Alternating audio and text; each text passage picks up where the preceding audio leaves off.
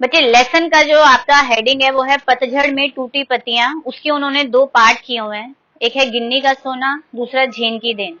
ठीक, लेकिन पहले हम पाठ प्रवेश के बारे में पढ़ रहे हैं। उसमें ऐसा बताया गया है कि अक्सर कवि क्या कहना, सॉरी कवि कह रही हूँ, लेखक ये बता रहा है कि अक्सर हम ऐसा मानते हैं कि थोड़े में जो बहुत कुछ कह दे। ठीक, आपने अक्सर देखा होगा जो दोहे होते हैं, श्लोक्स होते हैं, वो वर्ड्स बड़े कम होते हैं लेकिन कम शब्दों में वो गहरी बात बोलते हैं, है ना।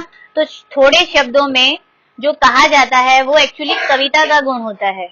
ठीक, कहानियां कैसी होती हैं, बड़ी बड़ी होती हैं।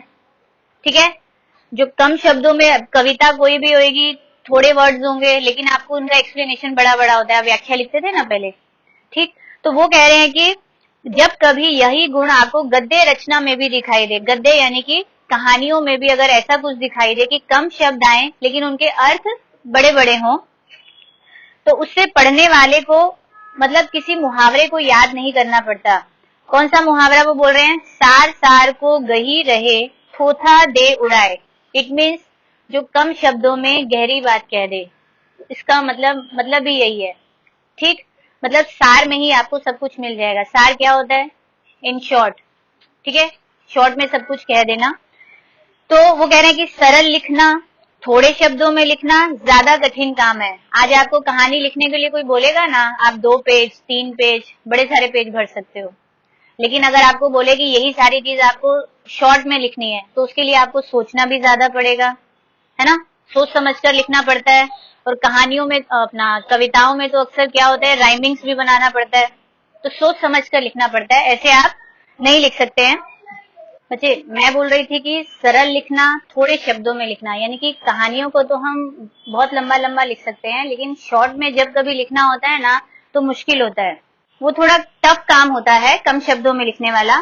फिर भी वो कह रहे हैं कि अगर ऐसा काम होता रहा है कि कहानियों को भी उन्होंने छोटा करके आपको बताया है, जिनको क्या कहते हैं, सुक्ति कथाएं, आगम कथाएं, जातक कथाएं, पंचतंत्र की कहानियां, यानी कि ये सब कहानियां आपने अपने बचपन में पढ़ी होंगी कि वो इन कहानियों के माध्यम से आपको अच्छी अच्छी सीख देते हैं। पंचतंत्र की कहानियों में तो ऐसा ही है ना, पशु पक्षियों के माध्यम से बच्चों को सिखाया जाता है। तो वो कह रहे हैं कि ये सभी उसी लेखन के प्रमाण हैं, प्रूव हैं कि कम शब्दों में बच्चों को अच्छी सीख भी दी जाती है। फिर है ये जो लिखने का तरीका है ना, वो किसका है, रविंद्र केलेकर।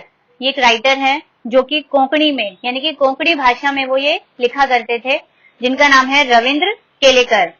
अब ये जो हम इनके प्रसंग पढ़ने वाले हैं दोनों, गिन्नी का सोना और झेन की देन, उसके बारे में वो ये कह रहे हैं कि ये जो प्रसंग आप पढ़ने वाले हैं वो थोड़ा कहा बहुत समझाना की मांग करते हैं। यानी कि लेखक चाहते हैं कि उन्होंने कहा तो थोड़ा कम है, ज्यादा बड़े बड़े चैप्टर नहीं है, छोटे छोटे हैं, 1 पेज के हैं, लेकिन वो चाहते हैं कि जो पढ़ने वाला है इसको अच्छे से समझ जाए कि वो समझाना क्या चाह रहे हैं आपको, उसका अर्थ एक्चुअल में क्या है। वो कह रहे हैं कि ये जो प्रसंग आप पढ़ेंगे वो सिर्फ पढ़ने का नहीं है, ठीक, उसको अपनी लाइफ में उतारने का भी है। मतलब आप उससे कुछ सीख भी लें, आप उससे जागरूक भी बने, एक सक्रिय नागरिक यानी कि एक ऐसे सिटीजन बने कि आप एक्टिव रहें भी, अपने देश के प्रति आपकी जो भी जिम्मेवारी है आप उसको भी निभाएं। फिर है जो गिन्नी का सोना है वो जीवन में अपने सुख साधन जुटाने वालों से नहीं बल्कि उन लोगों से परिचित करा रहा है जो जगत को जीने और रहने योग्य बनाए हुए हैं। अब इस लाइन का मतलब ये है बच्चे कि ये जो हम चैप्टर पढ़ेंगे गिन्नी का सोना, उसके अंदर ऐसे लोगों के बारे में बताया है वो सिर्फ अपने लिए नहीं जीते हैं। आपने एक पोयम भी पढ़ी थी, मनुष्यता, दूसरों के लिए, हमने यही पढ़ा था। तो इसमें वो ये बता रहे हैं कि वो जो गिन्नी का सोना है ना, एक्चुअली वो ये बता रहे हैं कि ऐसे लोगों के बारे में बताया गया है जो अपने लिए नहीं बल्कि समाज के लिए जीते हैं और समाज को बहुत आगे बढ़ाने की कोशिश करते हैं। क्योंकि अगर आज हर इंसान केवल अपने लिए सोचे, अपने बारे में सोचे भी, अपने घर के लिए, तो देश तो कभी भी तरक्की नहीं करेगा ना। तो देश को तरक्की कराने के लिए हमें देश और समाज के बारे में भी सोचना पड़ेगा, ठीक। ऐसे ही जो दूसरा प्रसंग है उनका झेन की देन, इसके नाम से ही पता लग रहा है, देन का मतलब देना और झेन एक पर्सन का नाम है कि झेन के द्वारा जो दी गई एक विधि है, पद्धति है, जो कि हम इस चैप्टर में पढ़ेंगे वो कौन सी पद्धति है। और उससे क्या है कि जापान के बारे में आप लोगों ने सुना होगा कि वहां के लोग ऐसे हैं उनकी जो दिनचर्या है, रूटीन लाइफ है, वो इतनी ज्यादा बिजी है। मतलब वहां पर लोग कहते हैं कि चलते नहीं है, दौड़ते हैं। आज हमारे देश के अंदर, आज आप मेरी क्लास में भी आते हैं, कोई 5 मिनट लेट आ रहा है, कोई 10 मिनट लेट आ रहा है, ठीक, किसी को टाइम की वैल्यू नहीं है। लेकिन जापान में अगर हम देखेंगे ना, वहां 1 मिनट तो बहुत दूर की बात है, सेकंडों की बात की जाती है। अगर आपको बोला गया अपॉइंटमेंट के बारे में कि 9 बजे आना है, तो मतलब 9 बजे ही आना है। आप 9:30 पर आएंगे तो सामने वाला आपको भाव भी नहीं देगा। इतनी ज्यादा वहां पर पंक्चुअलिटी है टाइम को लेकर के। वो मतलब थोड़ा सा भी समय वेस्ट नहीं करते हैं। मतलब वो हर काम कहते हैं कि बस काम करते रहें, काम करते रहें, ऐसी उनकी लाइफ है। तो उसके अंदर उन्होंने, झेन ने एक ऐसी पद्धति वहां के लोगों को दी है कि वो उनकी जो इतनी बिजी लाइफ है उसमें वो थोड़ी देर चैन के पल पा सकें। ऐसी एक विधि है जो कि हम चैप्टर में पढ़ेंगे तो आपको समझ में आ ही जाएगा। ठीक है, चैप्टर स्टार्ट कर रहे हैं। पहला आपका है गिन्नी का सोना। अब वो कह रहे हैं कि अब आपको पहले सोने के बारे में थोड़ा सा एक्सप्लेन कर दूं। जो एक्चुअली सोना होता है, 24 कैरेट का जो सोना होता है, तो 24 कैरेट का सोना एकदम प्योर गोल्ड होता है। और आज हम जो हमारे घर में ज्वेलरी हम पहनते हैं, वो 24 कैरेट की कभी भी नहीं होती है। वो 22 कैरेट होगी, 18 कैरेट होगी, 14 कैरेट होगी, इस तरह की होती है। ठीक, क्यों नहीं पहनते ज्वेलरी हम 24 कैरेट की? बिकॉज वो बहुत, यस, वो मतलब कि मूव नहीं होगा, सॉरी, वो टूट जाएगा। इतना ज्यादा वो होता है कि जब तक, अगर हम उसके अंदर थोड़ा सा तांबा मिलाया जाता है ताकि वो मतलब कि पक्का मजबूत हो सके, ठीक, इसीलिए उसके अंदर मिलावट की जाती है। अदरवाइज हम उसको मोल्ड नहीं कर पाएंगे, हम गहने ही नहीं बना सकते 24 कैरेट के। तो ऐसे उन्होंने बोला है, ये जो गिन्नी का सोना है ना, वो मिलावटी सोना है। ठीक, तो वो कह रहे हैं कि गिन्नी के सोने के अंदर थोड़ा सा तांबा मिला हुआ होता है, इसीलिए उसके अंदर चमक भी ज्यादा होती है, वो आपको चमकता भी ज्यादा दिखता है। शुद्ध सोने से भी मजबूत होता है, बिकॉज शुद्ध सोना तो क्या है, ज्यादा मजबूत नहीं है, टूट जाता है ना। तो वो कह रहे हैं कि औरतें अक्सर इसी सोने के गहने भी बनवाती हैं। किसके? गिन्नी के सोने की। फिर भी वो कह रहे हैं कि होता तो गिन्नी का ही सोना है, मतलब कि मिलावटी सोना होता है, वो प्योर गोल्ड नहीं है। इसी तरह से वो कह रहे हैं कि जो शुद्ध आदर्श होते हैं, हर इंसान की लाइफ में एक वो होता है ना कि मेरे कुछ आइडल्स हैं, मैं इसके नीचे नहीं जाऊंगा। हर कोई बंदा, आप तो अभी बच्चे हैं, कुछ बड़े लोग होंगे, अगर उन्होंने अपनी लाइफ में कुछ उसूल बनाए होंगे तो अपने उसूलों पर ही चलते हैं, उनको वो आदर्श कहते हैं। ठीक, तो जो शुद्ध सोना है वो शुद्ध आदर्शों की तरह होता है कि वो उससे कभी भी नीचे नहीं आते हैं। ठीक, लेकिन कुछ लोग ऐसे होते हैं, वो उसके अंदर थोड़ी बहुत व्यवहारिकता को मिक्स कर देते हैं। अब व्यवहारिकता क्या है? जैसे कि आज हमको अपनी लाइफ में अगर जीना है, समाज के साथ चलना है, तो केवल आदर्शों के बलबूते पर हम आगे भी नहीं बढ़ सकते। ठीक, वो बोलते हैं ना कि जैसे राजा हरिश्चंद्र थे, सच्चाई के रास्ते पर चलते। अगर आज भी ऐसे लोग हैं, लेकिन उनको थोड़ा बहुत तो कहीं ना कहीं कुछ ना कुछ मतलब सबके सब ऐसे सच्चे हो गए तो लोग उनको पूछेंगे भी नहीं, इतना नहीं होता है। कुछ लोगों की लाइफ में जो आदर्श होते हैं ना, वो पूरे के पूरे आदर्शों के ऊपर चलते भी नहीं है, क्योंकि उनको ऐसा लगता है कि अगर हम पूरे आदर्शों पर चलेंगे ना तो लोग हमको इतना भाव भी नहीं देंगे, इतना नहीं। क्योंकि आज की लाइफ में बोलते हैं ना, थोड़ा बहुत झूठ तो बोलना पड़ता है। आज एक बिजनेसमैन है, अपनी दुकान की गद्दी के ऊपर जब बैठा होता है ना, वो अक्सर यही बोलता है कि मैं इसमें से कुछ नहीं कमा रहा, लेकिन वो सच नहीं बोल रहा होता वहां, क्योंकि अगर वो कमा ही नहीं रहा है तो वो काम धंधा कर क्यों रहा है? सिंपल सी बात है ना। तो कहीं ना कहीं हमें थोड़ा बहुत व्यवहारिकता को मिक्स करना पड़ता है, तभी आप लाइफ में आगे बढ़ सकते हैं। तो इसमें वो कह रहे हैं कि जो कुछ लोग ऐसे हैं ना, जो अपने आदर्शों के अंदर थोड़ी बहुत व्यवहारिकता को मिला देते हैं, उसे क्या कहा जाता है? प्रैक्टिकल आइडियलिस्ट कहा जाता है। ठीक, तो ऐसे लोग ही समाज में आगे बढ़ते हैं। लेकिन इसके आगे भी आपको बोला जाएगा कि हमें मतलब कि इस चीज को भी भूलना नहीं है कि जो बखान होता है वो आदर्शों का नहीं होता है, बल्कि व्यवहारिकता का होता है। यानी कि कोई इंसान कितने अच्छे उसके असूल हैं, जनरली वो उसको भूल जाते हैं, लेकिन वो बिजनेस में कितना आगे कैसे पहुंच गया है, उसने कितनी फेम हासिल की है, लोग उसका बखान करते हैं, वो उसके आदर्शों की बातें नहीं करते हैं। ठीक है ना।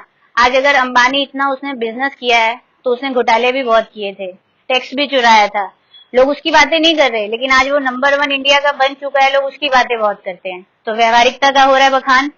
ठीक, तो ऐसे वो कह रहे हैं कि जो प्रैक्टिकल आइडियलिस्ट लोग होते हैं उनके जीवन से फिर क्या होता है कि धीरे धीरे आदर्श जो होते हैं ना वो पीछे हटने लग जाते हैं, क्योंकि वो पूरे उसमें डूब जाते हैं, क्योंकि वो पैसा कमा रहे हैं, फेम मिल रही है। तो धीरे धीरे क्या होता है, आदर्श उनकी लाइफ से निकलना शुरू हो जाते हैं और फिर वो पूरे के पूरे व्यवहारिक हो जाते हैं, और वो एक तरह से आप ये लगा लीजिए कि वो सेल्फिश हो गए हैं लोग। ठीक है ना।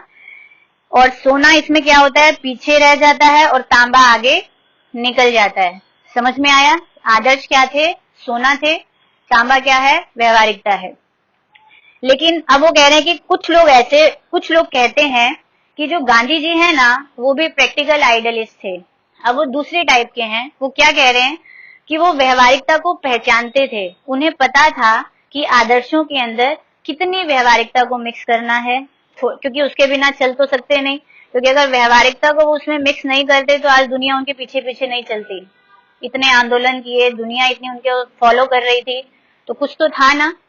तो वो कह रहे हैं कि उनका जैसे कि आदर्श क्या थे, सत्य और अहिंसा, ये उनके मेन आदर्श थे। इसी के बलबूते पर वो आगे चले थे। तो वो कह रहे हैं कि लेकिन जो गांधी जी थे ना वो अपने आदर्शों को कभी भी व्यवहारिकता से पीछे नहीं हटने देते थे। उन्होंने फर्स्ट प्रेफरेंस आदर्शों को ही दी थी।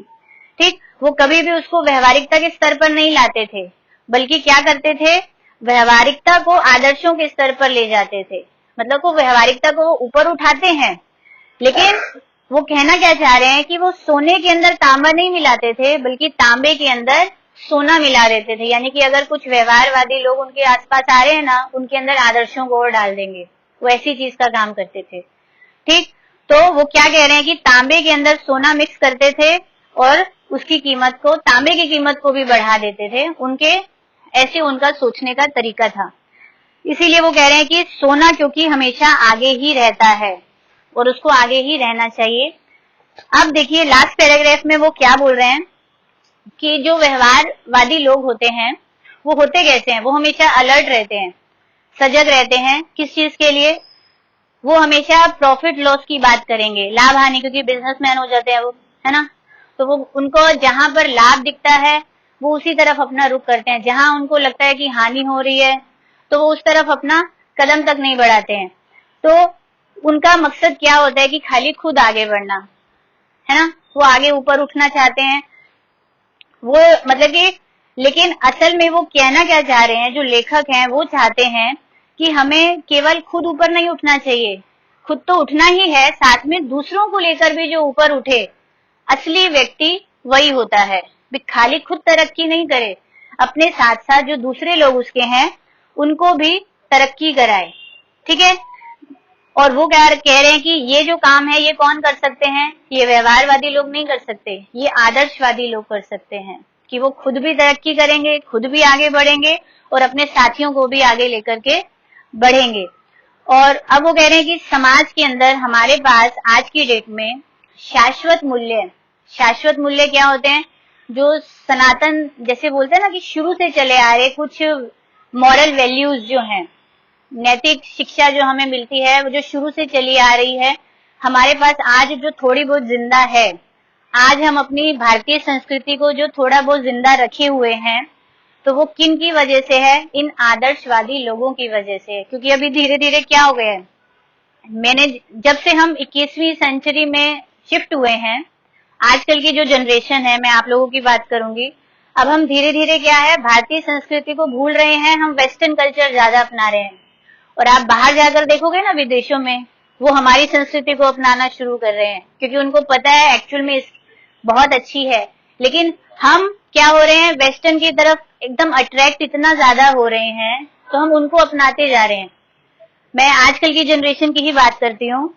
आप लोगों के जो मोबाइल फोन की रिंगटोन है, आप लोगों के जो फेवरेट सॉन्ग्स हैं वो भी इंग्लिश गाने हैं, हिंदी बहुत कम पसंद करते हैं, है ना।